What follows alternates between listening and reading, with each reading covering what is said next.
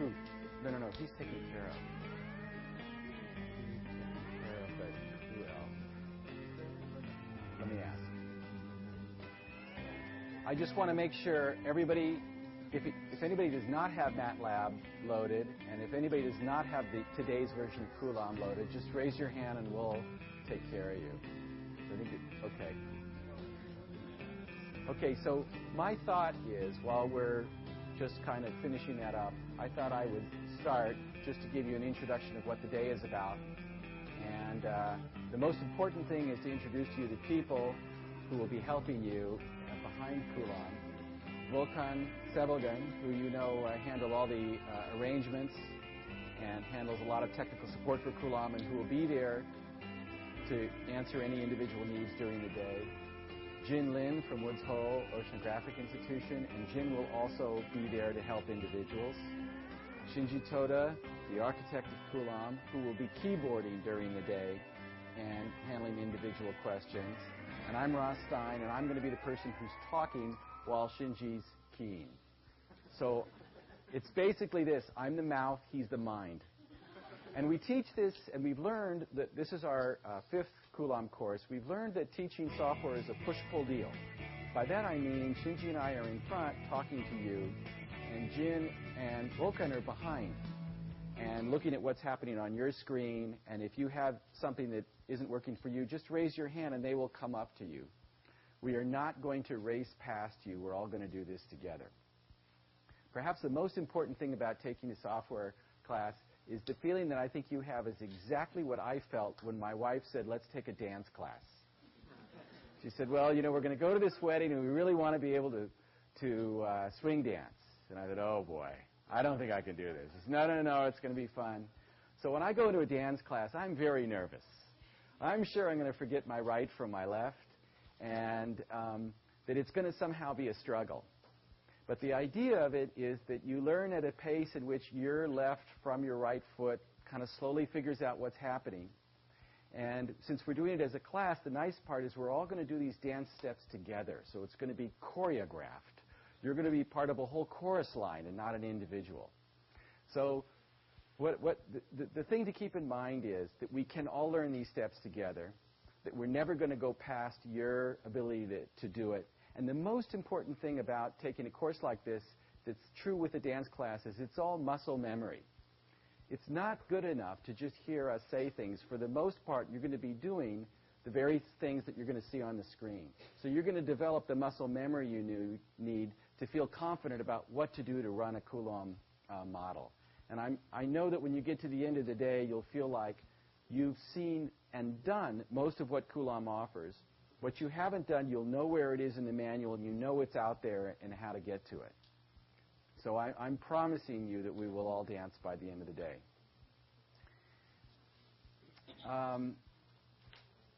So maybe what I want to do now is I'm going to start the morning by giving you a brief introduction to what the idea of Coulomb is, the Coulomb hypothesis, and examples of Coulomb studies from our work.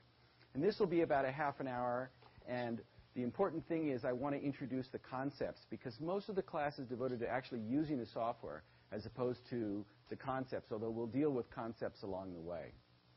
And really, it all boils down to this, and it's no more complicated than this. That if I have a brick sitting here on a board, and it's attached to a trailer winch through a spring, we all know intuitively that I can start cranking this up, and the brick is going to just sit there until the force on the spring, which is just its length change times its stiffness, is equal to the force resisting motion, which is just the weight of the brick times the friction on this surface. And until that happens, until we get to that force balance, the brick is just going to sit there. But once we get to that point, the brick zips forward, the spring relaxes, and then we're going to wait again for another couple hundred years for our earthquake to occur. So this elastic behavior of the Earth is built into Coulomb. Now, a couple of things to think about in this experiment. If I get this guy right up to about where it's ready to go, Volkan? Go. If I get this guy right up to about where it's ready to go, and I take another brick and stick it on here, what's going to happen? Is it going to promote an earthquake or delay it? Delay it, because I've clamped the fault. I've increased the normal stress across the fault. And so we care about the distribution of normal stress. If we bring it up all the way ready to go, and it's just an equilibrium, and I take this string and I give it a little jerk this way, what's going to happen? Again, it's going to produce an earthquake because I've increased the shear stress on the base. So that's the second case. And the first case is the one in which I dropped a brick down. Now, what happens if I get it all the way ready to go and I lift that brick that had been there before? It obviously flies because I do this. I unclamp the fault. So these are the conditions that we're going to assume are governing when this guy goes. And the important thing is that if it's close to failure, small changes in any of these, shear or normal stress, make a big difference. If it's not close to failure, if we've just had an earthquake, it doesn't really matter. Now, I want to think about one more thing. Imagine that I put another spring in here, and I put another brick. Okay, in this experiment, I start cranking. Which brick goes first? Come on, these are easy things to get us going in the morning. What? Which brick goes first, the blue or the purple? The blue, right. But once it's gone, it's going to tension this spring, right? So now, even though we dropped the stress on one fault, the adjacent segment of that fault is now stressed by the result of this guy. And so this is the idea of transfer of stress from one place to another. And we can think of a long strike slip fault as a series of bricks like this. So the important thing for you to think about is, if this guy goes, I've increased the shear stress here by tensioning that spring. In reality, faults are more like a three-dimensional connection of bricks with springs going all directions. So it's kind of like a three-dimensional fishing net with bricks at every connection. And so this guy's moving, depending on where you are, could not only change the shear stress, it could change the normal stress. So this is really as complex as Coulomb thinking gets. And so now what I want to do is show you a few animations in a few slides that takes this one-dimensional experiment and brings it to three dimensions.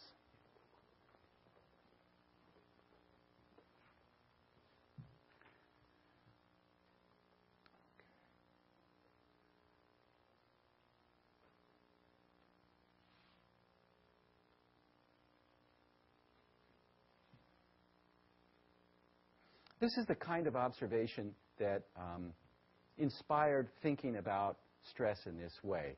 This is the North Anatolian fault, very much a San Andreas-like fault, and I've just ironed it out here. I want to show you the distribution of earthquakes on this fault since 1939.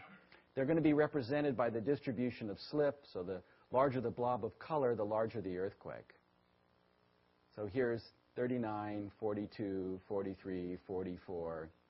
A largely but not exclusively westward progression of earthquakes, pretty much end on end, that brings us up to 1999. And it's the attempt to explain observations like this, which seem very unlikely to be coincidental and more likely to tell us that these faults are interacting in some fashion, that inspires the effort to try to explain this in terms of Coulomb thinking. So here's the site of the last earthquake near Izmit. Istanbul is here. And in this animation, I'm going to bring up the North Anatolian fault, simplify it with a straight line, and put a fence across the fault. And now we're going to watch stress accumulate over the couple hundred years between earthquakes. So those squares are shearing into parallelograms. And eventually, the stress overcomes the frictional resistance, and our brick moves, or our fault moves. So if I just want to rerun that one to show it to you again. And by the way, in all these animations, they're all made in Coulomb, and then each file has been brought into Flash. So our squares are shearing into parallelograms. That's the result of the shear stress increase. When the earthquake occurs, there's the slip, and you can see the squares are now no longer sheared, or they're even kind of back sheared a bit. So we've dropped the stress on the fault, so the first brick has moved, and the stress on that brick has dropped. And then the question becomes, okay, but what about out here, beyond the end of the fault? Have we dropped the stress there? Have we raised it, or is it unaffected by this?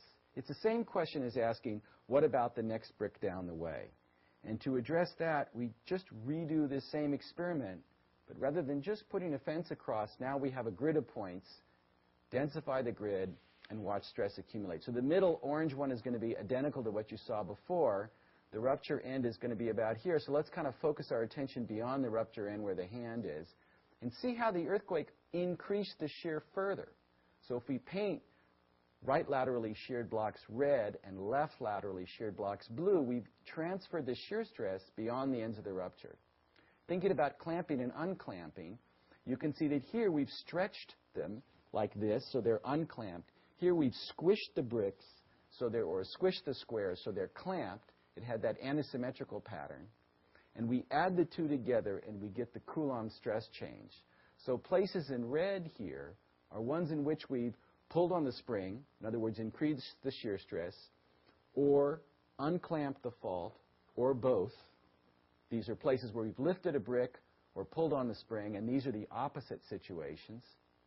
And this is for a calculation of all faults parallel to the master fault. So these guys are really related to clamping. These guys are mostly related to shear. And so the red condition are ones in which we've increased the right lateral shear stress and unclamped the fault. And to make this calculation, we have to assume we're living in a world of parallel right lateral faults.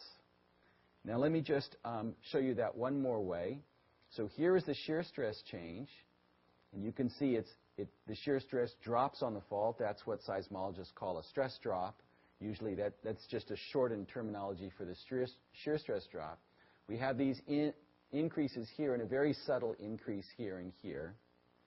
And then the normal stress change with that antisymmetrical pattern. And if you think about this as a stiff block of rubber in which you come in and cut it with a carving knife, displaced the two sides and glued it back together with crazy glue, you can see that you will pile up material hill. You form kind of a little hill here. So that's a place where we have clamped it. One component of that compression is clamping, and this is the opposite. We've pulled material away from here. One component of that dilatation is unclamping. So now we multiply this panel times the friction coefficient, whatever we think is the friction on the fault. If it's sandpaper, maybe it's close to 0.8. If it's Teflon, it's probably close to 0. In this example, we've used 0.4, and then that gives that Coulomb failure stress change. So it just has these two components, shear and normal, and a choice we make for the friction coefficient based on whatever we think is appropriate. So now let's go back to that North Anatolian sequence and start simple by having faults of their proper lengths, but have uniform slip on the faults, and we've ironed out the fault to be straight just to kind of see the general process. So here comes the first one, and you see these kind of blowtorch zones beyond the end, and those are the places presumably where the stress has risen and promotes the next earthquake. And the other thing you can see is there's no real reason for a westward propagation in this case. For whatever reason, the stress here wasn't able to trigger an earthquake, but the stress on the other side was, and then it continued down. The other thing that you can see in this experiment is that after all these earthquakes have occurred, everything is pretty blue. We have a giant blue sausage, which means not only the North Anatolian fault, but any parallel faults nearby are also brought farther from failure. Ruth Harris and Bob Simpson coined the phrase of a stress shadow, and so here's a giant stress shadow with stress trigger zones still beyond the ends. Okay, so now let's just put this on the actual observations where we have Aykut Barka's slip and we have his version of the fault. And here we go. Notice a little bit of red here where we have a 1942 earthquake. And notice here, we're not going to get an earthquake here, but it's going to continue to come, and these two red spots are going to get earthquakes. And each one of these blowtorch zones gets subsequently filled by an earthquake after waits from the order of 1 year to 30 years long. And then we finally have the 99 earthquake, and we are left with this tentacle of high stress here and high stress off to the south of Istanbul. And again, after the sequence of 60-year kind of spasm of earthquakes, you can see by and large everything is blue except these few ligaments of high stress. Now what I'd like to do is to now extend this to some California examples and other examples to give you an idea of both problems that you're going to be able to solve with Coulomb and graphics that you're going to be able to produce with it. So here is Landers, and the Landers earthquake is one in which the off-fault stress lobes are rather large in comparison to the fault end lobes. This one is kind of mutilated because it includes the stress from an earthquake that occurred a few months before Landers. This one is really big and this one is small. It's really big because these are places where basically when you're out here you feel the ends of the fault. And because the fault has this arcuate character to a point equidistant, a point at one distance from the center here is actually much closer to the ends than the same point would be out here. So this guy is big and this guy is small, and these are the aftershocks that occurred in the first 3 hours after Landers, and you can see there are quite a few out here, and that's where a magnitude 6.5 occurred just afterwards, 3 hours and 10 minutes later. You can say, well, you could have gotten lucky by chance.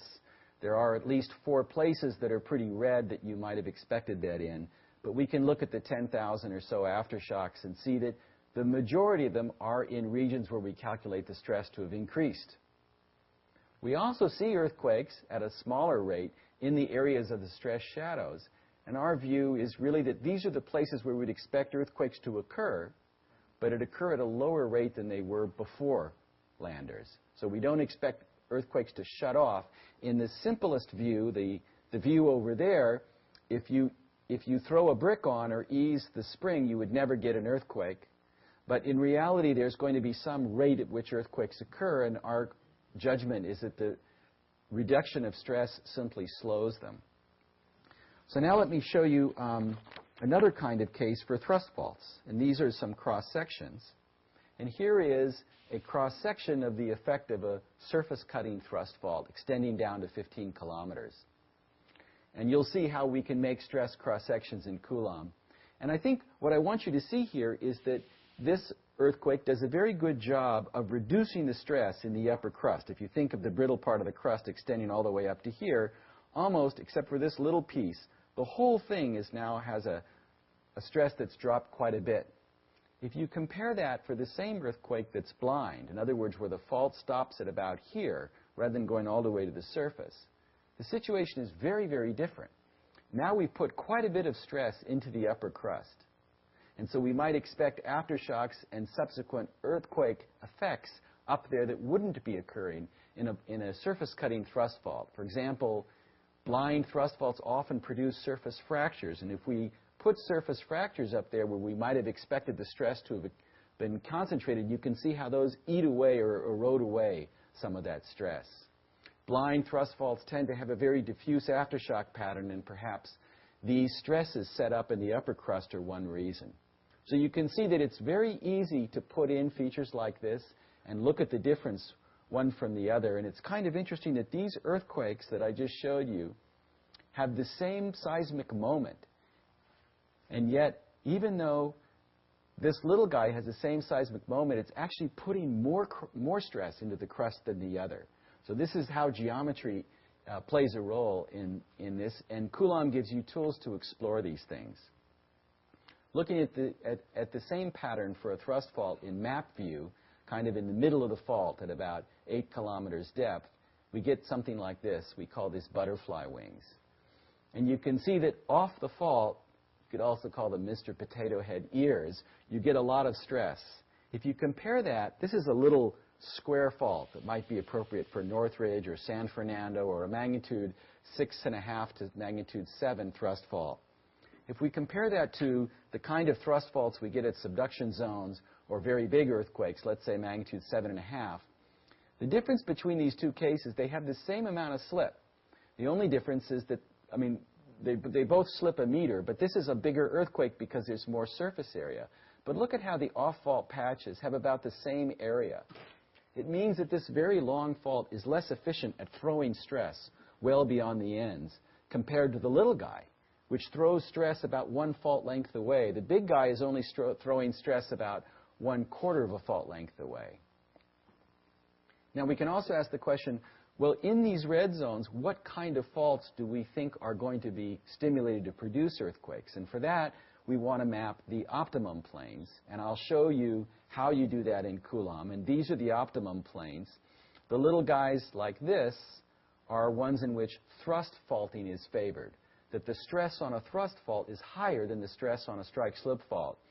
These guys, the little crosses, are indicative where strike-slip faulting is favored, and these are the angles that we would expect for right lateral and left lateral faulting, as shown in this little legend here.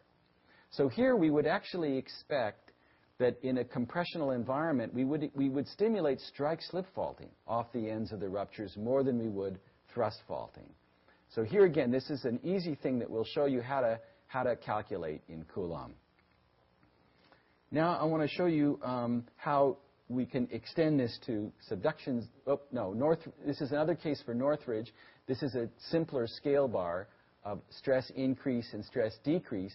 And now I'm going to compare that to the seismicity rate change.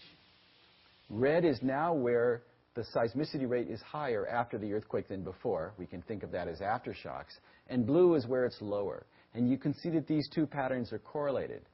The butterfly wings have been skewed a bit because this isn't a pure thrust earthquake. It has a strike-slip component to it. Okay, now a couple of subduction cases. Here we're calculating the stress changes on the plane of these Chilean earthquakes. So this isn't a map view. The surface on which we're calculating stress is the fault itself. It's a dipping section, and I'll show you how you do that in Coulomb.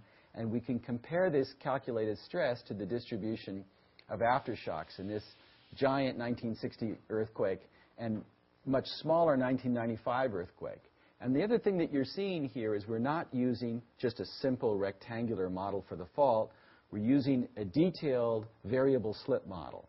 And we'll show you how you can download variable slip models from Martin Mai's database or how you can build them yourself for your own earthquake. You're not condemned to small rectangular patches. You can make it as complex as you want. And then I want to show you a few interactions. Here is one where the Kalinga earthquake, which occurred in 1983, right after that occurred, which is shown here, you can see that creep meters on the San Andreas actually went backwards at Middle Mountain, this one, or stopped altogether for long periods of time. And so we are asking ourselves the question, is that because of the stress transmitted by the Kalinga earthquake? And here is the shear stress on the San Andreas fault contributed by the Kalinga earthquake. And you can see that at the site of this Middle Mountain creep meter, the stress is actually reversed. We've applied a small left lateral stress to the San Andreas. Where the creep did not stop over here, we have an increase in right lateral shear stress. We're using the friction of 0 because wiser people tell us that the friction on the San Andreas is extremely low here. So we can adjust. Another case to look at is the larger picture of the interaction between the San Andreas and these thrust faults. The 1983 site is one of many thrust faults. And here is the stress contributed by the great 1857 earthquake on the San Andreas. And you can see that it puts some of these guys into negative stress. What's important here is we're resolving the stresses produced by the strike-slip event on thrust faults. So the receiver fault, the fault that receives the stress, we're using its rake direction. We're assuming their thrust. The source fault, which is the 1857 earthquake, is obviously strike-slip. And this is an important distinction we'll make at many places. In our jargon, a source fault is the one that has slip, that's producing stress. A receiver fault generally doesn't have any slip, and we're interested in the stress that it receives. But they don't have to have the same rake. They don't have to be assumed to slip in the same direction. And you can get some really pathologically different results than what your expectations are when you begin to look at this. So here's the coseismic stress, and here's the interseismic stress calculated by just letting the fault slip freely below the coseismic depth. You can see that the interseismic stress really adds quite a bit of the stress to these guys, but does not add anything to these guys. So when we add them together, you can see that these faults are stressed by the effect of the earthquake and the interseismic stress, but these thrust faults down here, which have not moved historically, are brought farther from failure. All these guys were ruptured historically. None of these guys have. So what we're doing is just trying to explore this large-scale, long-range interaction. Long-range just in the sense that it's an awfully big earthquake that produces this pattern.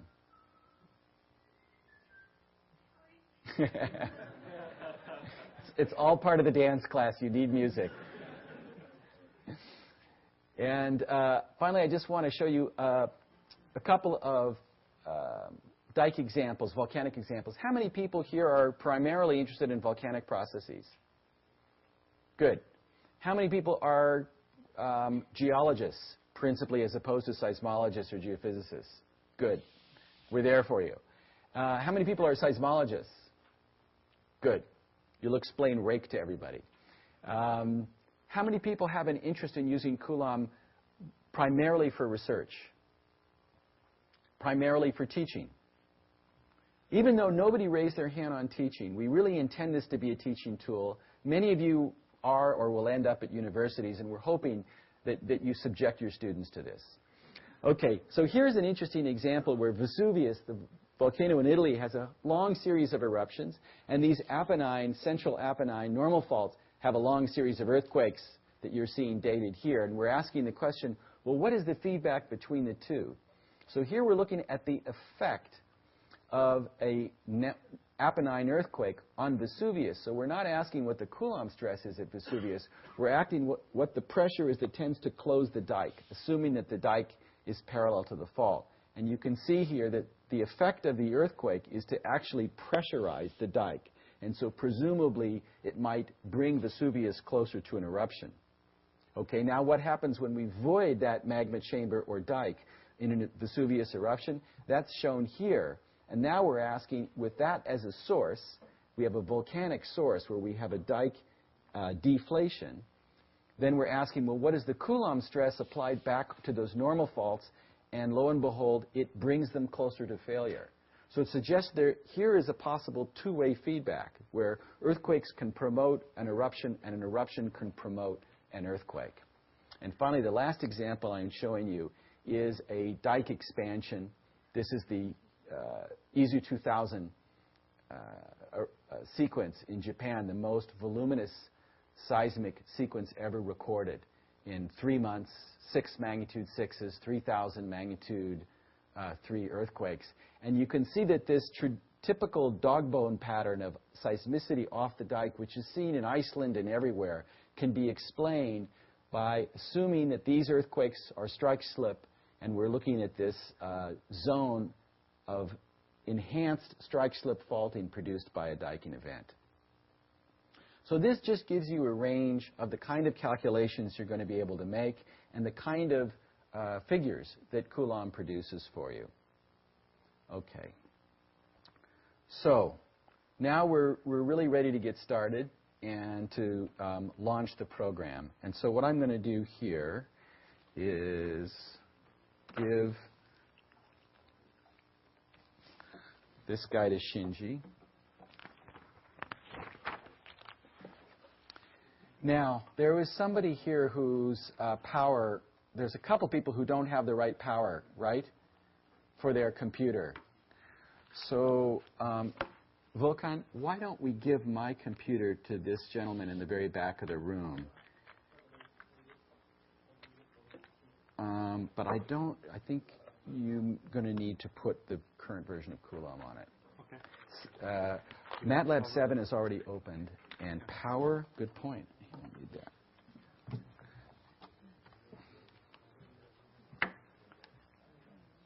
Thank you.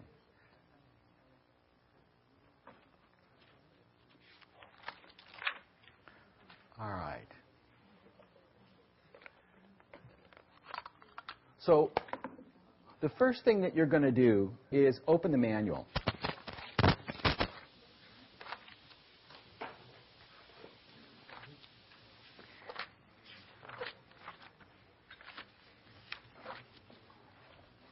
And go to page 7. You'll discover that it's really nice to have a bound manual, and I encourage you to put any notes that you want in the manual along the way, because then you'll have them. And that's what the manual is for. I always have the manual open when I'm using Coulomb. It's the advantage of having a printed manual rather than having it online because your screen is occupied by plenty of other things, and it's nice to have it there. And on page 7, we have something called the keys to the city. And by that we mean these are perhaps the most important concepts to keep in mind with Coulomb. And the most important figure is the one at the bottom here, the convention for resolving stress for focal mechanisms. If you're a seismologist, you're very familiar with this. It's the Aki-Richards convention. If you're a geologist, you really need to keep referring to this thing to remember, oh yeah, a reverse fault has a rake of 90 degrees, and a strike-slip fault has a rake of 180 degrees. I just simply don't memorize those things, and so it's helpful to have that figure. And I mentioned this idea of source and receiver fault. You'll see that throughout the day. And the Coulomb hypothesis, we saw that in the slides. And so I just want you to know that it's there. That's all. So now what we're going to do is, starting on the top of page 8, you're going to, I think probably everybody has already launched MATLAB. If you haven't, go ahead and launch it. And the key thing that I always forget when I'm launching MATLAB is you have to click on that little icon to so that you can see the path direction. You either click on an icon or you put it there, but it's kind of not intuitive that you don't just launch MATLAB. You have to point it to the Coulomb 3.1 window. And then once you've done that, you're going to type the word Coulomb in the command window. So how many people are new to MATLAB? Okay. So MATLAB is an interesting mixture of something that gives you all of this graphical user interface and this MATLAB command window, which is all the bloody guts. But you launch this guy by typing the word Coulomb and hitting return. So everybody should do that.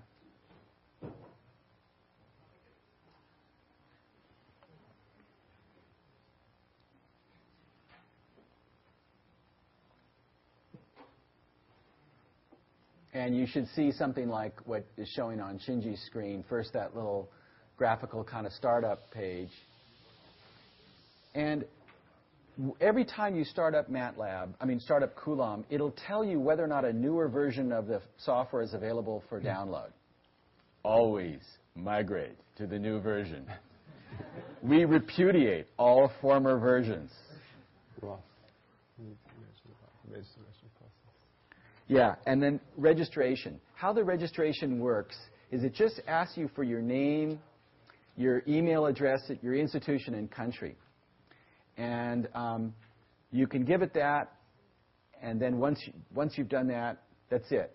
And the reason why we ask for that is because to raise money, to work on Coulomb, we need to be able to show people show our funders that it's being used.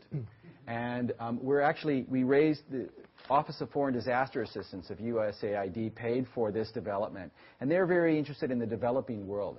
So it's very important for them to show them that the program is being used outside the U.S. In fact, 3/4 of the use is outside the U.S. and 40% of the use is in developing countries. But that's very important. So the way this is done, we have modified the registration system. So even if you had a class and you were assigning something on Coulomb to undergraduates, and you know at 4 in the morning they're going to start the homework assignment that's due at 8, it'll still work. It's automatic. It's instantaneous. They don't need to get anything back from us. The registration process is painless. So today's version is totally free. Yeah. So we just... Today, you weren't asked that. But normally, under the normal circumstances, you'll just be asked to put your name and blah, blah, blah in it. And, you could fake it if somebody's really worried about, we have users in Myanmar and Iran, and you can understand why those people don't actually want to leave any crumbs of who they are and where they are. They could put something else in there, and that would be okay. We're not checking. Okay, so now what I want you to do is to, Shinji, look up, I think we need to push your screen is slightly cut off. So I think we use Auto PC.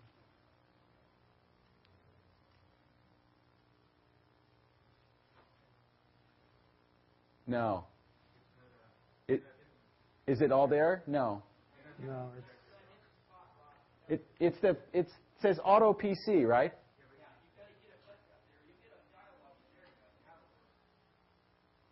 It will?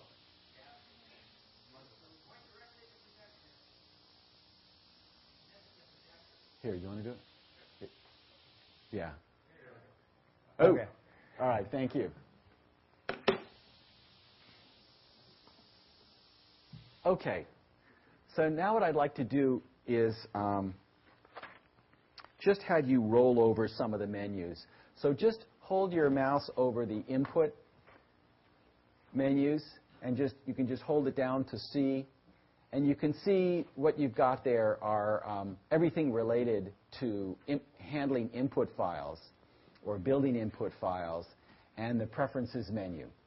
So why don't you scroll down to Preferences and click on that, and let's open the Preferences menu. What this controls is the colors and thicknesses of the various lines. So generally, you can see that it's made up of this RGB. Yeah.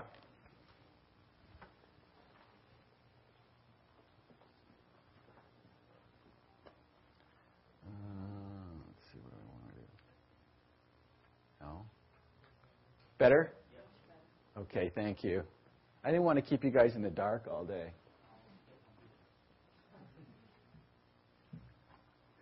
The other important thing that you're seeing here is coordinates. We'll do a lot of switching between Cartesian coordinates, which is just x, y, and lat lon. And there's another way to do that on the fly, but it's here and available for you. Color map is just the color gradient pattern, and there's several to choose from. But this we call Anatolia is the one you've been seeing in my slides, and one we like best because 0 is white, which we think is kind of more natural than having it green or something like that.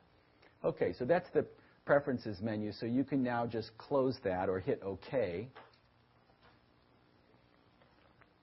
All right, now let's roll over some of the other stuff. Let's go to Functions. Sorry, Japanese. Oh, well, you know, Just only one menu, too many. Group Yeah. And help. Yeah, you can see that in functions that there are things for displacements, strain, and stress.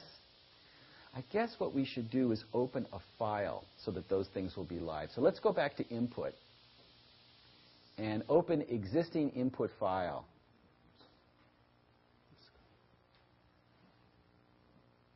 Okay. All right. And now it'll put up options, and you want to go into the input files folder. So double click on the input files folder, and let's choose example 2LL,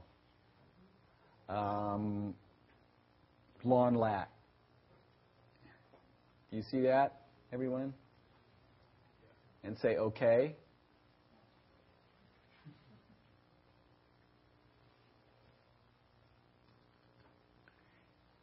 So what you should have something like this on your screen. If you don't, just raise your hand because we don't want to race along here. Okay, so now let's go back. So this is a left lateral fault we stuck in here. That was one of the 10 or so tutorial files we've created. And so now go to the Functions menu up on top. And now these things aren't grayed out because we have an input file. And I just want you to go down to displacement so you can see what pops out. Those are the options in displacement. You have a whole bunch of ways of looking at displacements in terms of wireframes or vectors or image drapes. We'll look at all of those. Strain, and those are just various strain components. And when you choose that, there's a subsequent dialog box. And then stress, which is kind of the heart and soul of Coulomb. Shear, normal, and Coulomb stress, which is a stress on a mapped surface at some depth. Then there's calculate stress on fault. That's where we resolve stress on a particular fault. Calculate stress at a point where you give it an x, y, or lat lon position. And then it's grayed out for now because we haven't put in an input file for it, but calculate stress on nodal planes. So you enter a seismic catalog that has nodal plane information, and you calculate stress on that. So that's worth thinking about, these kind of 4 ways to do things. A map of stress, a stress resolved on a particular fault in its rake direction, or stress resolved onto earthquake nodal planes. And you'll be doing all of those. They're kind of the workhorse calculations of the program. Yes? Is there going to be, in the future, an option to get principal stresses? Yeah, we will show you how to output the principal stresses. So principal stresses come into play when we are not doing calculating a stress on a particular fault, but actually instead making assumptions about the regional stress in the area, and then we consider the stress change associated with the earthquake. And for that calculation, we need to assume something about the regional stress, and we want to look at the principal stress axes. So you'll see how you can plot that and work with that. So now, let's see, change parameters. These are things that you might want to do on the fly, such as change the grid spacing here, or the depth of this calculation, or the friction coefficient, or vertical exaggeration for something. And then tools. We'll look at these. This is where we're going to start with a rectangular patch and taper it so that the stress on the end is smoother, or subdivide it. We also call it tiling it, so if we have a variable slip model. Going back and forth between lat long and Cartesian, and calculating principal stress axis, what Steve asked about that we'll get to later this afternoon. Okay, so you kind of see that now. Let's now go to the functions menu. And that first Japanese thing, which on your computer probably says, gives you the choice for 3D view.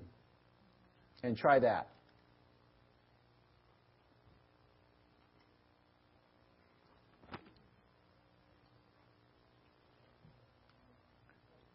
And you should get something like this.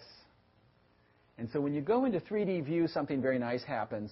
There is a scale here at the bottom, a color scale, and that's the slip scale. That's the slip that you've assigned or has been assigned in that input file.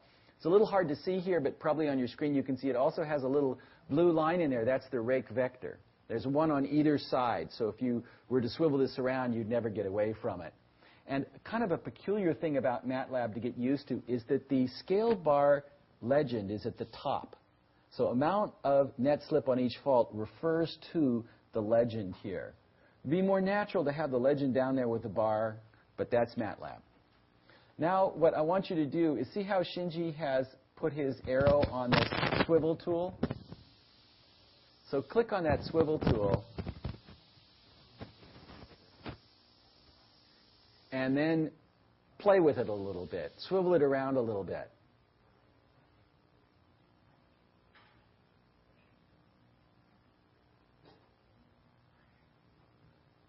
And if you click the right button on your mouse, you get Japanese. Sorry. This is very useful. You start swiveling around, and pretty soon I'm upside down and backwards and getting seasick. And if I click that right mouse button, it gives me the XY or XZ view, something I can handle again. It's very, very easy to get going a little too much and not be able to get yourself back to home. So that little right mouse button is a useful thing to know about. Yes? Yes. On a Mac, it is control click. Did we give him my mouse? He has my mouse, right? No? Well, let me give him my mouse. Yeah, it's worth using a mouse for this program just because you use that right button fairly constantly.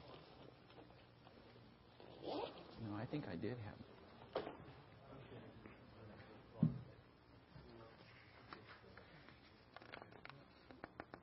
Also, try zooming. So see the little magnifying glass? just experiment with zooming for yourself.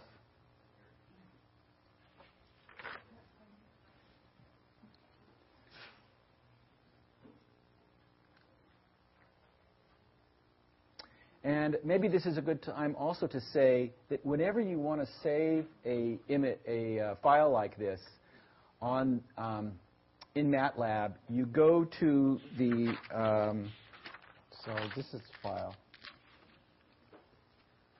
It says file. File menu. File menu. And then try file menu. Oh, geez. And then save as. Save as. And I recommend you save things as PDFs.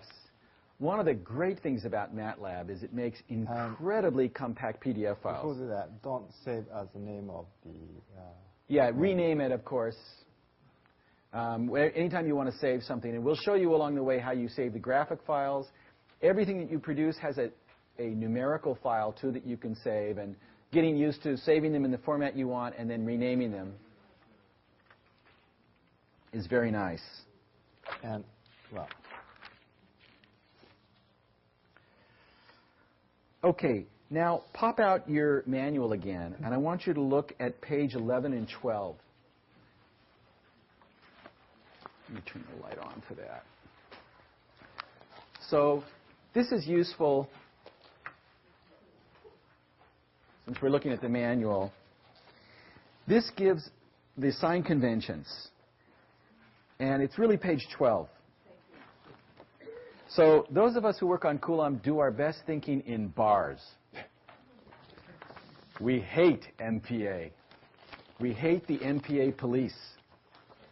Bars are something that has physical meaning. We live on the Earth, and we're living under a pressure of 1 bar. And we put, 3 bars of stress in our pressure in our car tires, and I can deal with it. So we use bars. A lot of people prefer MPA, but that's how we've done it. And most of the dimensions are in meters, except the spatial dimensions for where a fault is, and that's in kilometers. A really important thing is that the dip of a fault needs to be positive. Sometimes people tend to put negative dips in, and that creates problems. And then there's some other conventions here as to, it's arbitrary whether or not right lateral slip is positive or left. Being San Andreas biased, you're not surprised that we chose right. And reverse, since we have a lot more thrust faults here than normal faults, we made reverse positive. So these are arbitrary. That's why you need to be able to refer to this. And then down below, it says shear modulus in that boxed equation. So Coulomb uses Young's modulus, E, and Poisson's ratio, which is internally shown as PR.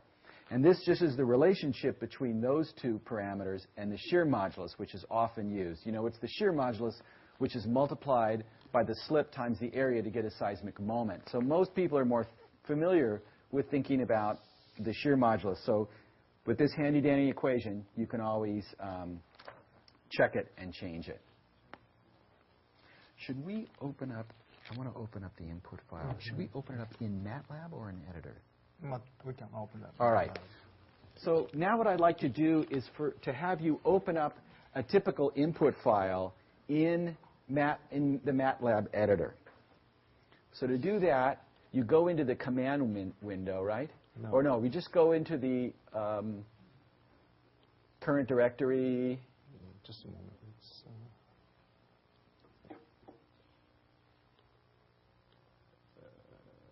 Input file. So go to the input file. You're inside MATLAB when you do this, not in the Finder. And you double-click there. And let's just open that thrust case, TH. Example 2 parens TH.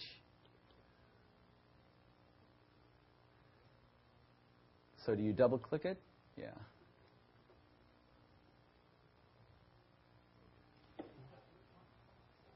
Wow.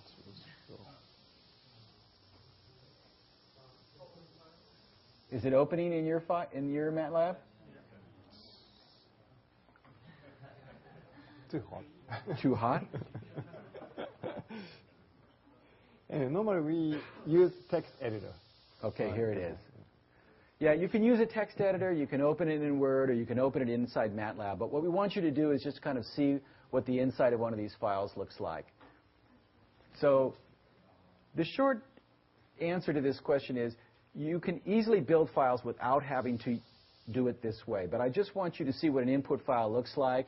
It's got a couple of comment lines. It's got the Poisson's ratio, PR1, the Young's modulus, E1. It's got the number of sources, which is called # fixed. And then it has down there on line 12 to 14 this single source with its start and end positions, a code for the type of source it is, the slip, right lateral and reverse, the dip, and the vertical top and bottom of the fault. We'll see more about this stuff. And it's got grid parameters, the grid that we're going to use, and it's got, in this case, a default cross-section for it. And we have several different versions of the input file. The most important is that one version uses right lateral and reverse as the way to input the slip on the fault, the parameters for the fault. There's another version that says instead net, slip, and rake.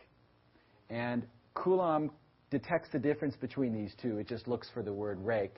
And the value of the latter, having net, slip, and rake, is you can put a fault in that has no slip on it, but you've defined the rake. Whereas in this case, you can't define a rake because if the fault has no slip, it's 0, 0, and it's not evident. So if you look on page 14 in the manual, yeah. Is this format pretty strict for Coulomb? Like if I want to make my own input file, does it have to look exactly like this? Yes, it is strict. And if you go to page 16, you'll see the format statements for it.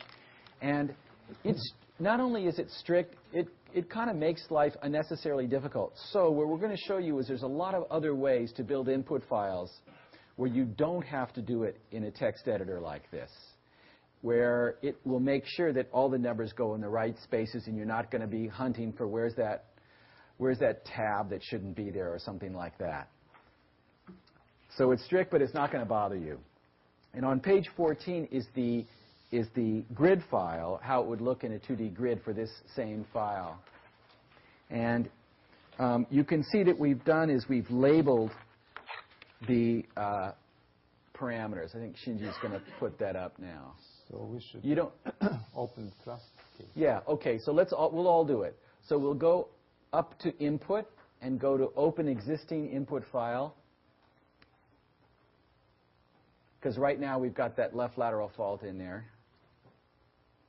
And we're going to choose that example 2th.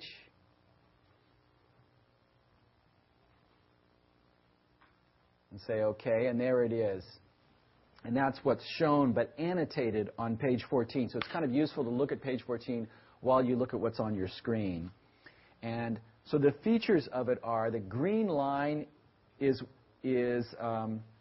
where the fault cuts the surface of the Earth. And the red line, that's the outline of the fault vertically projected to the surface. And the black line is where that fault intersects the horizontal plane on which we're measuring stress or displacement or whatever we want. So that kind of helps you see if your plane is too low or too high or whatever. Now, we can just confirm that thank you. With 3D view. Yeah. Yeah. So now Shinji you don't have to do this, but Shinji has gone to 3D view, and you can see that this fault cuts the Earth's surface. You can see the rake direction is 90 degrees, that little blue line. Now Shinji's going to go back to 2D map view, just where we were before. Now, here's what's important about these things. There's a start end and a finish end of the fault. Because in the Aki-Richards convention, there's the right-hand rule. So the start end, if you're standing at the start end and you're looking at the finish end, then your right hand is pointing down in the dip of the fault. If you go to page 15 in the manual, you can see that a little bit more clearly. That the way if it's a vertical strike slip fault, it doesn't matter. But for a thrust or normal fault, it does. And so you need to keep track of which end you're dealing with. So you can see that the little man there with the beaked nose, is standing next to the start end. And if he's looking toward the finish end, his right hand extends in the dip direction, whether or not that's a normal fault or a thrust fault. If you do it backwards, then the fault is going to dip in the opposite direction. So this fault dips to the southeast. And if you put start and finish in the wrong way, it would dip to the northwest. So it's a very simple thing, but it's one that is not necessarily intuitive and that you want to get familiar with, the start end and the finish end. And you can also see in the cross-section on page 15, those same colors again. The green, in this case, this fault comes to the surface, so the green line coincides with the top of the fault. In the one shown on page 15, the fault is blind. And you can see that the green line is the projection to the surface in the plane of the fault. And that's useful for you, too, because often if you're tracing an active fault, let's say you're tracing an active fault, but the fault you're interested in doesn't come to the surface, this keeps you aligned with the active fault. And we'll do that later, where we start with some active fault map, and you just very quickly with your mouse trace off the fault to create input files for yourself. Okay.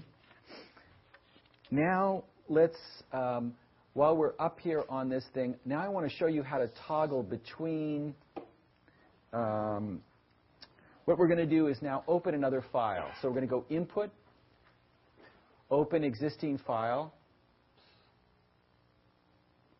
Open Existing Input File, and we're going to do Example 2 Lon Lat. Everybody see that? And say OK.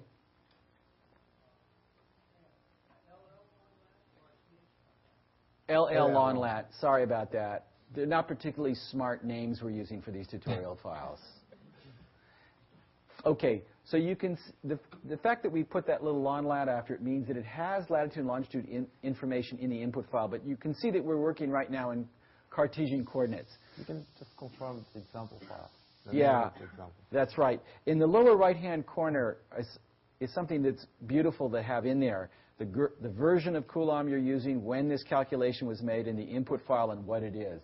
This is really useful. When you make any PDF of this, it's contained, and it's really helpful so you can go back to that file again and reproduce your results. So what I want to show you is a couple of things you can do to toggle between Cartesian and lat-lon coordinates. So Shinji is going to put his mouse over the frame or the numbers, either one, and he clicks the right button. It's a little funky the way this works in MATLAB. Sometimes we find it's easiest if you click the numbers over there, but you can see that you can change study area and change coordinates. Anybody having trouble doing that? Is that because you don't have a right mouse button, or it's just not working? Because I was on the rotating tool. I can't get back. Okay, so go. Just push the button again. Yeah, or go to the arrow button.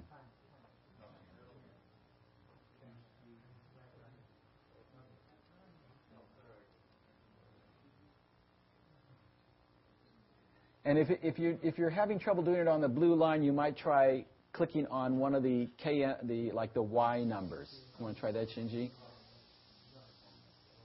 Yeah. Well, another way is just go to. Yeah, but yeah, click on the arrow button. Okay, and go down to X. Yeah. First, you should click on the arrow button. Yeah. Then go to the axis and right click. Yeah. Okay, so if you haven't been able to do it, click on the arrow button, which is to the left of the magnifying glass, and then click on the blue line. Has everybody been able to do it now? No? Raise your hand and we'll come to you.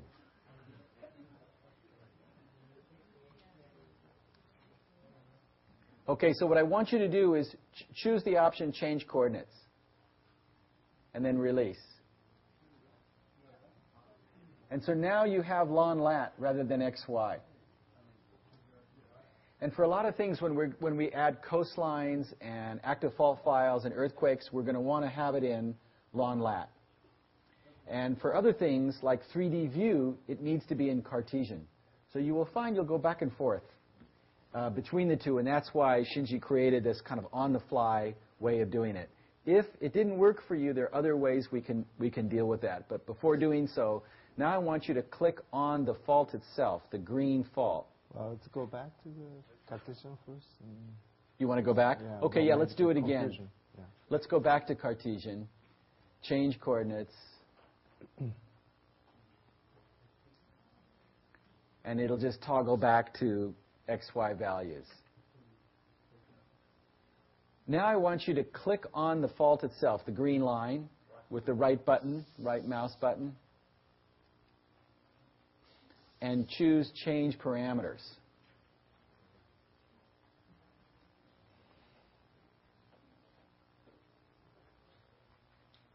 Okay. Have you guys all gotten that dialog box open? So that allows you to change all kinds of things. So here's an example where you don't have to worry about the input file. You can just put whatever you want for all of the parameters. Notice it's even giving you the seismic moment for this source, because every time you run an input file in Coulomb, it calculates the seismic moment and the moment magnitude. And you could quickly change it. And in fact, it allows you to change the start and finish positions with a mouse click as opposed to even putting in numbers. So why don't you try the mouse click for start?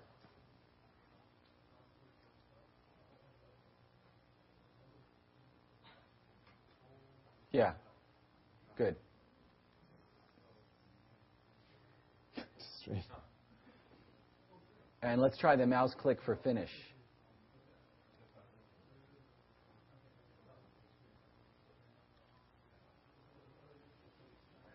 And then you can say OK. Yes? You have a fault at 89.9. Is that because 90 degrees? No, it's not. I don't know why it's an 89.9. It legitimately makes you nervous that there's something will explode on your computer at 90, which is not the case. It can be whatever it wants to be. It's in the input file? Yeah, there's well, it's taken from old. Yeah, it's a relic. It's a legacy. And you could see too when you right-clicked on the frame, Shinji, go to right-click the frame, not the fault. Yeah. I want you to see. You may have noticed that change study area is another option for you. You may have make a stress run and decide, gee, a lot of the stress is outside the region, or I have an unnecessary large area, and you can change the parameters. Let's just let them see it. So that just controls the area, the min-max area. So again, here's another very easy thing you can do on the fly to make your area cover a better zone.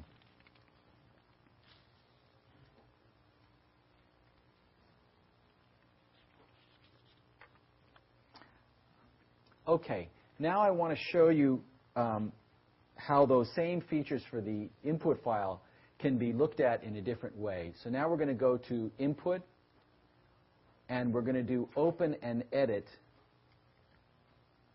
Input File. So previously we did Open Existing Input File. Now we're doing Open and Edit Input File. And then we're going to choose a file. Doesn't matter which one we choose.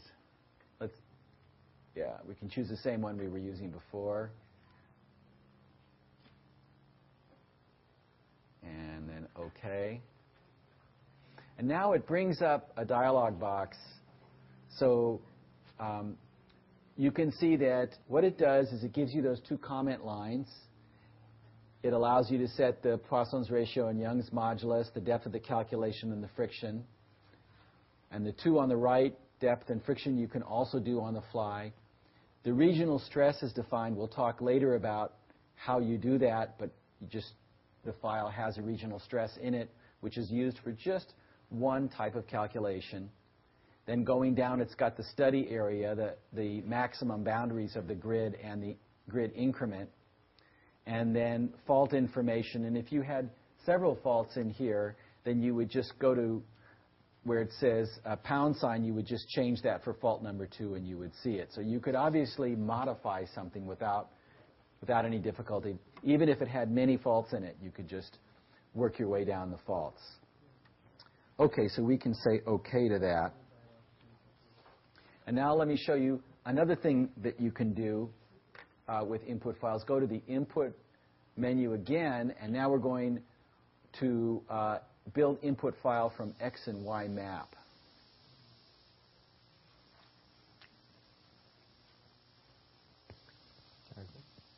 Ready for that? So now this is just the grid area, and we can just say OK for this.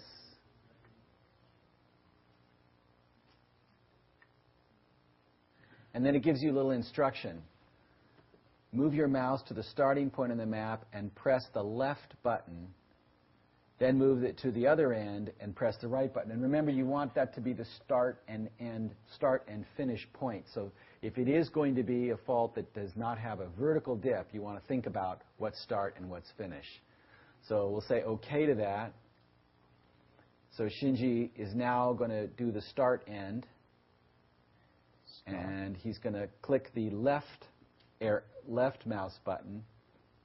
And then he's going to go to the other end and click the right. And why don't you move that dialog box so they can see the fault underneath it? Yeah. So A and B corresponds to start and finish, what he chose. And so now, Shinji, why don't you change, and why don't we all change the dip from 90 degrees to 30 degrees so we can see the rectangle of the fall. And why don't we also change the top from, rather than 0, why don't we change it to 3 so that this is going to be a blind fault and we can see what happens there. Has everybody been able to do that? And then say OK. Yes?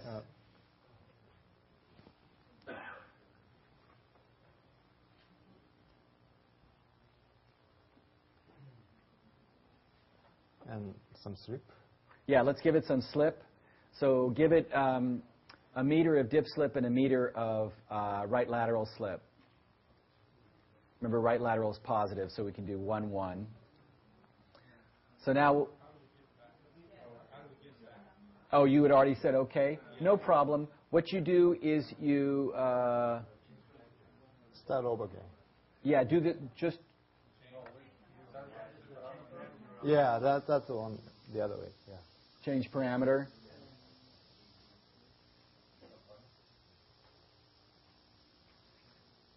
All right, and let's say OK.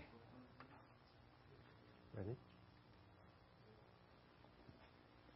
And so you should see something like this, and you should see that, OK, the green line is now separated from the top red line. That's because it's blind.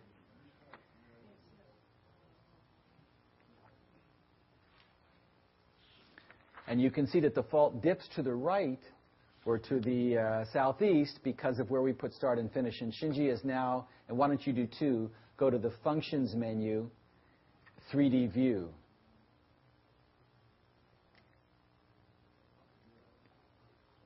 So Functions 3D View. And so 3D View also confirms, notice that in 3D View you can see that the rake vector is now 45 is mixed. So let's see, what is that? It's right reverse. So that's halfway between 180 and 90. And if that seems strange to you, just go back to that page 7 figure at the bottom, and you can see that the rake for 180 for right lateral is 180. The rake for reverse fault is 90. So we're going to go right between them at 135. So that's what we're expecting. So the 3D view, again, allows us to visualize the rake and the slip. And why don't you go back to 3D view? And you can also confirm that it's blind. Why don't you rotate it so that people can So use the swivel tool to convince yourself, yeah, it's blind. So to do that, Shinji needs to, yeah. And now click the, yeah. Jim? Go ahead. Yeah, I couldn't get back after After you put it in? yeah, So why don't you just, let's just do this one more time all together. So we'll go to input. No, we're going to start over. On Start this over? Yeah. So we're going to input and build input file from X and Y map.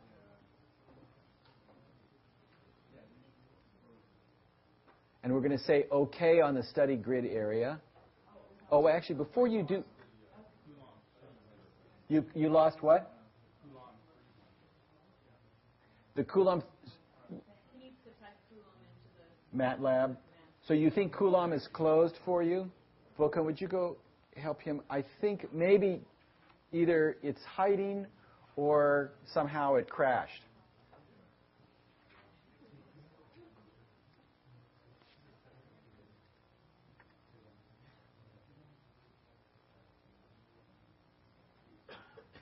By the way, while we're there, notice that on the, let's use this opportunity, don't change anything, to look at the command window in MATLAB, and you can see that it tells you what input file it's working with, and it indicates the seismic moment and the moment magnitude of the source file you have. If there's a whole bunch of files in there, a whole bunch of sources, it will tell you the net moment of all the sources. Or if you only want to find out, well, what's the moment of this particular source I've created, you can just get rid of all the others and run it to see what that is. So Coulomb, so Shinji's going to relaunch Coulomb. Just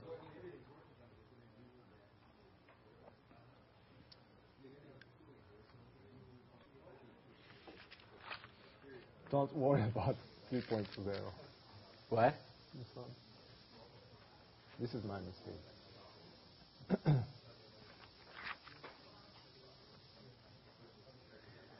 Okay, so now let's just do this one more time so that has everybody gotten that?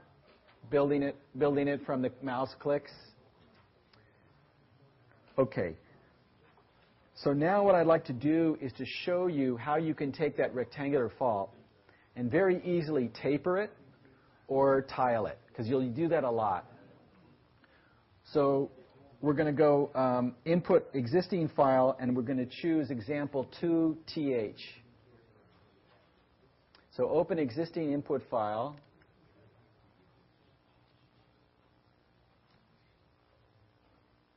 Yeah, you know, we got a little interrupted. We should have shown how you save that file we created. Maybe we should go back to that and do that. You know, it occurred to me we got a little off theme. I'd like, before doing the tiling, I want to show you how once you've built that file, you can save it so you can use it again. And that's worth, so let's just open 2LL again. We're just going to redo what we did before. It'll only take a minute now, and it's good for you to do the same operation twice. I promise. Okay. Okay. So now you're going to click on that. Oh, no. Now we're going to go build. Yeah, we were build input file from X and Y map. Input. Sorry, guys. Input. Build input file from X and Y map. Okay. Then we're going to OK the study area. Obviously, you could change it if you wanted to. And we're going to see that message again on how to do this. So we're going to say OK. And we're going to use the left mouse button for the start position. And right button. And then the right button for the end. So Shinji has put something down. And what we're going to do now is change the dip to 30 or anything, 30, 40 degrees. Change the top so that it's blind a bit. Make it a mixed, put lateral slip in there too, Shinji. Don't say OK. Put some right lateral slip in.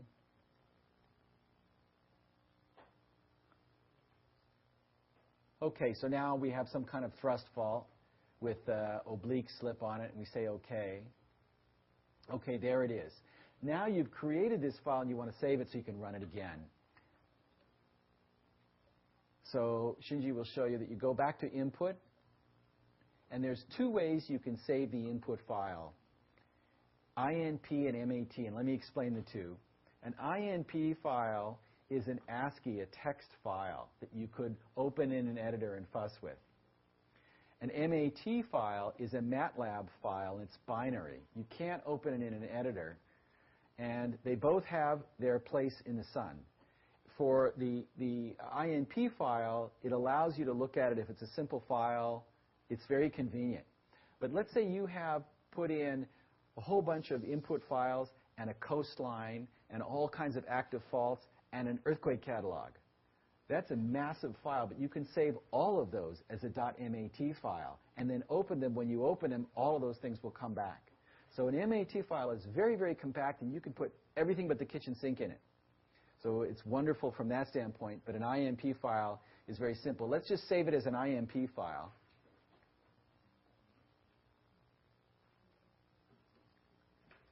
And it asks you for a name, and this, and of course, it's going to take the appendix INP, which is our word for input. We call everything that has a short value in our life junk dot something or other, so we'd call it junk. Whoops. Let's make sure that the file, why don't you open junk.imp and see if it, no, you're going to save it again? Oops. Yeah, oops.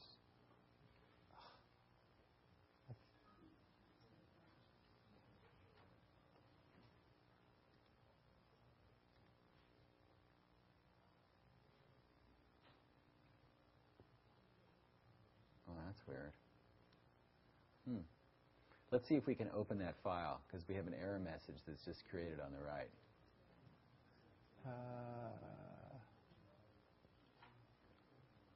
Yeah, I changed the code. Don't do that. All right, so yeah, put the comment. you want to, now let's see if we can open this junk.imp. No. No?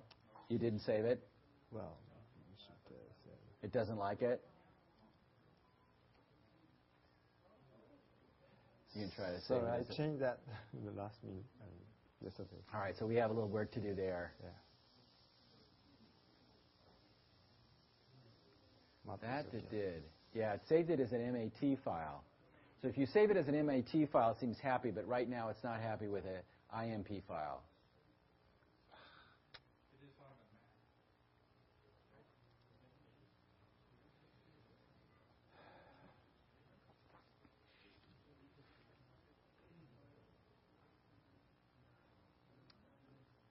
Mac. Okay, did the MAT file open?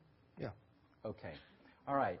So now I want to show you how to taper and tile an input file. So you could just say that we could just fix these small bars Yeah. and then update them. This is why we really hold these classes to discover these problems.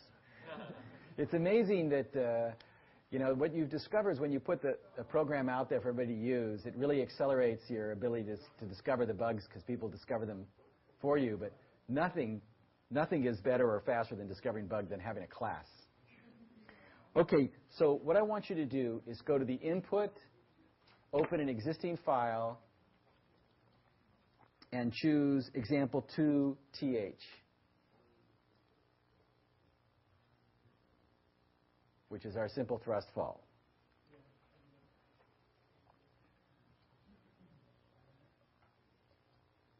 Okay? All right.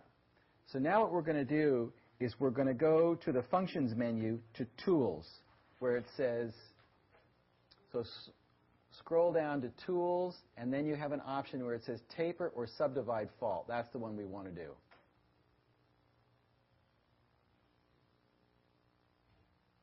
All right?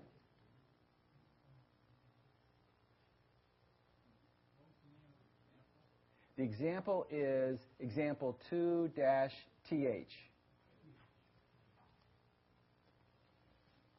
And then you go Functions, Tools, and you choose Taper or Subdivide Fault, and you'll get a dialog box like this.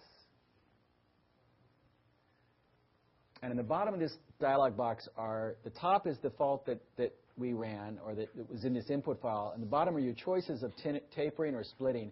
We're going to first show you tapering. So why don't you choose 10 kilometers along strike and 5 kilometers down dip. So, hit the radio button for linear tapering. And then distance from edges along strike, put in 10. And down dip, do 5. We're doing that because it's a longer fault than it is wide. And we'll leave it as 5 nested patches. Can you explain that? Yeah, I will. It's easier for when they see it. Everybody have that in? And then you say OK. And you should see something like this on your screen. So what you're looking at here is that what's happened is we've taken that fault and we've produced a fault that is composed of a bunch of nested rectangles. And the slip has been chosen so that the seismic moment of your original fault is identical to this one. So if you put in a seismic moment for, let's say, a magnitude 7, it's going to come out with magnitude 7. You're not adding or subtracting slip, which is very convenient. And it's producing this kind of distribution, and you could make it sharper edged or I want to kind of just show you in a picture.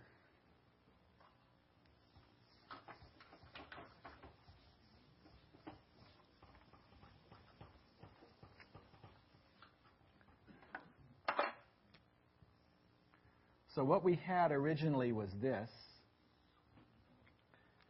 And what we've created instead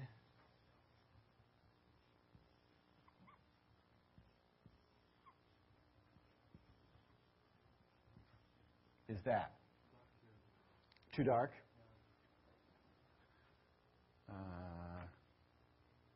So the x-axis is along the strike. Yeah. And then the y is just strip. Thank you, Shinji.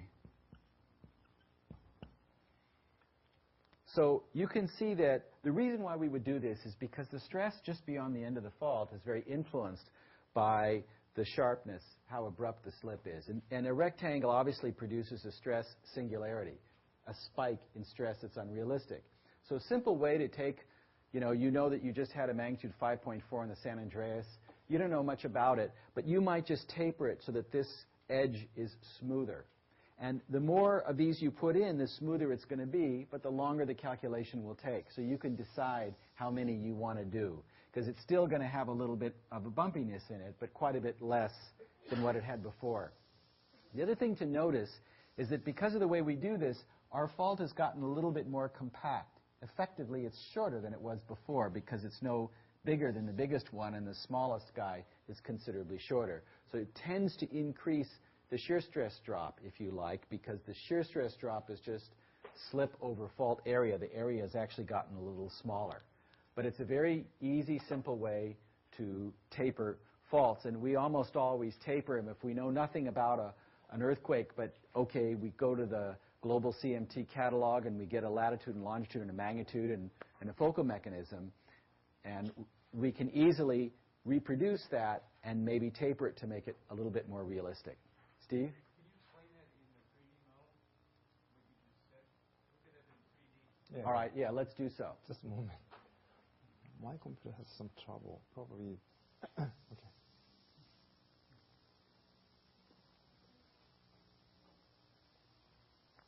Yeah.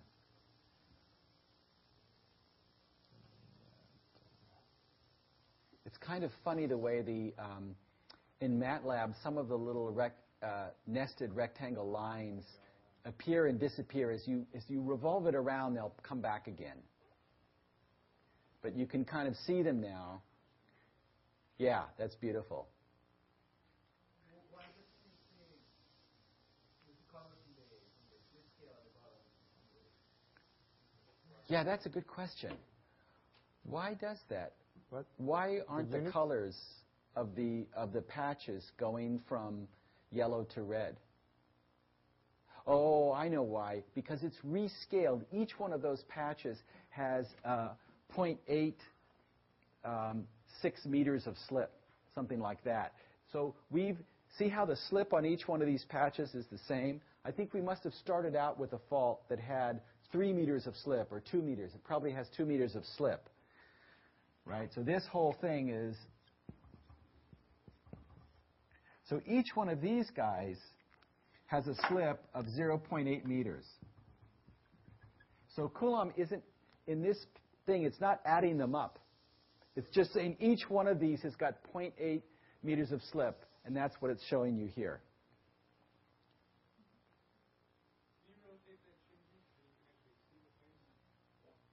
But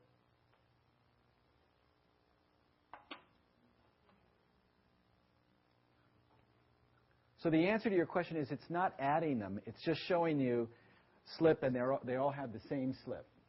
oh well, you can just save ASCII, and then see how much slip I find. If you go to page 19 in the manual, why don't you do that? You'll see this figure, and it also shows you a piece of the input file, which you could. Ross, just go to the save as input. Okay, but it didn't work. You just No, did it worked for this one. It Oh, didn't okay. work for Build Explorer. Oh, okay. All right. So you can either look at it on page 19, and you'll see that where it says reverse, that little chunk of the input file, you can see they're all 0.866 meters, each one of the patches, but they get smaller and smaller. Or Shinji points out, too, we could save the input file we've just created, which is a good exercise for us to do. So we're going to save input file as an INP, and let's just call this junk.imp, and we'll replace our last piece of junk. And now Shinji's going to open that file in the MATLAB directory. I think the problem come to the screen. What's that? The struggling movement. Well, we could switch to my computer.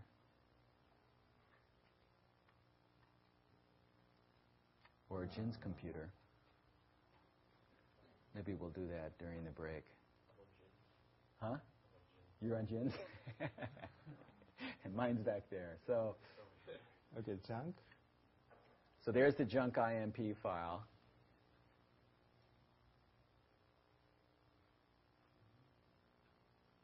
Well, during break, I restart. And then Okay. So you can see how it's built. It's kind of unnecessary time we're taking opening this file. Can you cancel that effort? No. It'll open it. We noticed this before, but for some, it's... Go ahead. People can look at much faster than I do.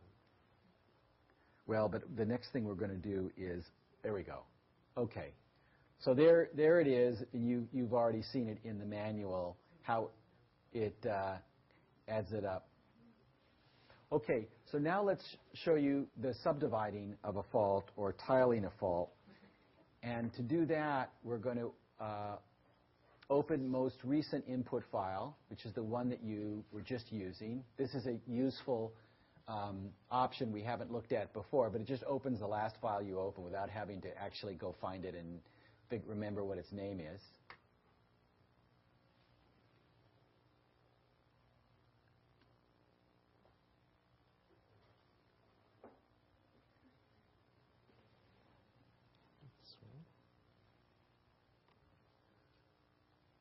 I think it's because of the internet connection. So, Ross, I guess I'm still confused. When we open this up and we look at it, and it says in each one of those rectangles it has 0.86 Yeah. meters of slip. Yeah. If you really want to know the slip at the very center, it's the sum of all, right? That's right. So it doesn't, MATLAB isn't adding them up that way. It identifies them as individual coplanar rectangles. But Coulomb, the calculation, when you taper, it's taking care of that for you. Actually, the way I drew this isn't right. I think this is getting at the heart of these questions. the area under this curve has got to be the same as the area under this curve for the moment to be identical. So what that means is that it really looks something like this. So here's our rectangle. And here's our tapered. It's got to be greater slip in the center and less on the edges so that they have the same area, because they have to have that same area to have the same moment.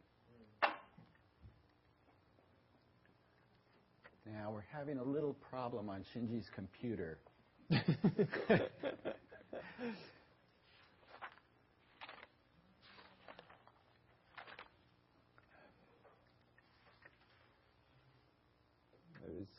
good time to have a break. I guess we'll break. I think that's what we should do. Computer needs coffee. Okay, so let's take a 10-minute break. And made a lot of progress so far.